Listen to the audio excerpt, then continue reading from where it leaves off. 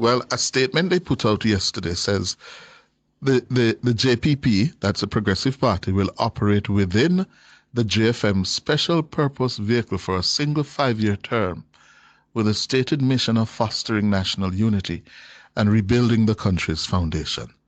Under the agreement, the JFM will provide the vision for what it calls the New Jamaica. Sounds familiar? The New Jamaica.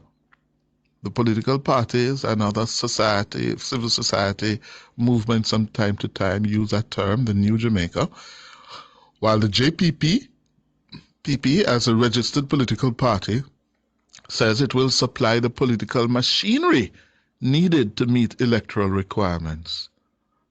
What does that mean? The political machinery?